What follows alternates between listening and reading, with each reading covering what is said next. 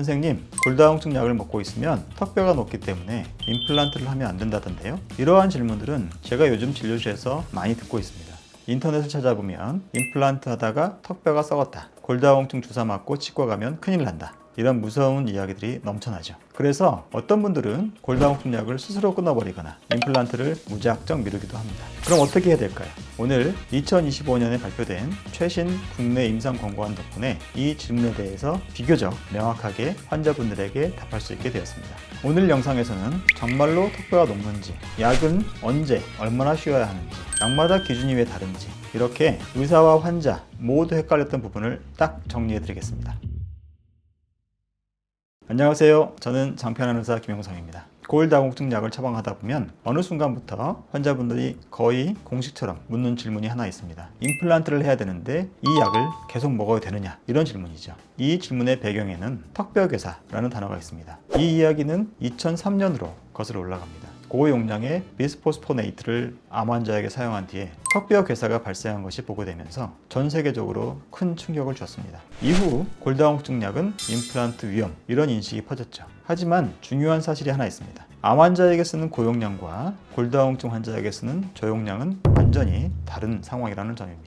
그럼에도 불구하고 일반적인 골다공증 약을 복용한 후에도 턱뼈 괴사 환자들이 보고가 되면서 이에 대해 명확한 가이드가 없어서 의사도 환자도 늘 헤매고 있었습니다. 그래서 오늘 소개할 자료가 중요합니다.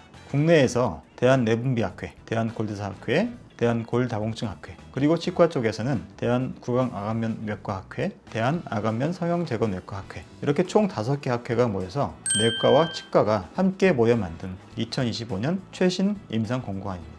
아직 근거가 충분하진 않지만 그래도 현재 시점에서 국내의 근거를 다 모아서 가장 잘 반영한 현실적인 기준이라고 보시면 되겠습니다. 첫 번째 원칙입니다. 골다공증 약을 시작하기 전에 또는 시작 후 6개월 이내에 미리 치과 검진을 받는 것이 권장됩니다. 즉, 내가 치과 치료를 받아야 할 상황인지를 미리 확인하시고 필요하다면 골다공증 약을 좀 늦출 수 있다는 얘기죠. 물론 이 턱뼈 괴사의 발생률도 너무 공포감을 가지실 필요는 없겠습니다. 실제 일반 골다공증 환자 기준으로 0.01%에서 0.15% 내외로 매우 낮습니다. 하지만 예방할 수 있는 위험은 미리 줄이는 게 맞겠죠? 이제 가장 궁금해하시는 약물별 휴학 기준입니다. 골다공증 약의 종류가 여러 가지 있습니다만 먼저 비스포스포네이트입니다. 이 약은 매일 혹은 일주일에 한 번씩 경구로 복용하는 약이죠. 대표적인 약들이 포사맥스, 악토넬, 옴비바, 이런 약들이 있습니다. 이런 약들을 모든 환자에게 임플란트 전에 일괄적으로 끊어라, 이렇게 말할 만한 근거는 부족합니다.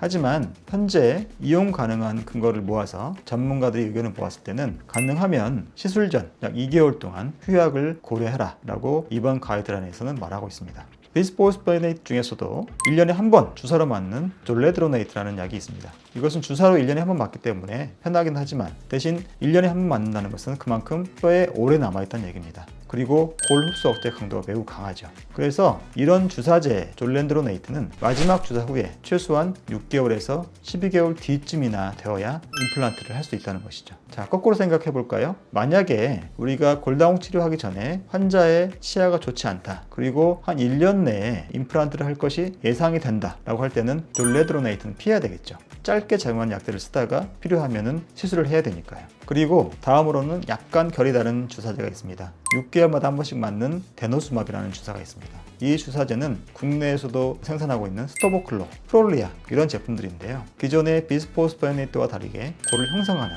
그런 주사제입니다. 작용은 강하지만 체내 지속 기간이 비교적 예측 가능합니다. 그래서 데노스밥은 마지막 주사 후 3개월이나 4개월이 지난 시점에서 치과 치료를 권장합니다. 비스포스포네이트나 데노스밥 모두 임플란트 시술 이후에는 얼마까지 약을 중단해야 되느냐라고 했을 때 상처가 아물고 잇몸의 상피화가 완료되는 시점, 즉 약 6에서 8주 정도 이 골다공증 약을 다시 쓰지 않고 기다리라고 하는 것이 권고사항입니다. 사실 데노스밥 같은 경우는 6개월에 한 번 맞는 주사거든요. 그리고 데노스밥을 갑자기 끊게 되면 리바운드로 골절이 늘어나는 위험도 있습니다. 그렇지만 3, 4개월 후에 6에서 8주 기다렸다가 다시 맞게 되면 그 6개월 주기를 크게 벗어나지 않기 때문에 비교적 안전하게 다음 회차를 이어나갈 수 있겠습니다. 여기에서 예외적인 상황이 있겠습니다. 폐경 후 여성에서 시술이 길어지거나 뼈 회복이 늦어질 것으로 예상되어서 원래 계획이 되었던 6 내지 8주 이후에 다시 재투여하지 못하는 분들이 있을 수 있겠습니다. 이런 분들에게서는 에비스타라든지 비비안트 같은 선택적 에스트로겐 수용체 조절제를 사용하는 전략이 고려될 수 있겠습니다. 다만 이런 약들을 사용한다고 하더라도 골절을 완전히 막아주지 못하기 때문에 면밀하게 추적 관찰해야 되겠습니다. 자, 그러면은 정리를 한번 해보겠습니다. 턱벽에서는 매우 드문 부작용입니다. 너무 걱정하지 마십시오. 하지만 안전을 위해서는 약제별 효약 기준을 지키는 것이 권고됩니다. 가장 중요한 것은 골절 예방과 치과 치료 사이의 균형입니다.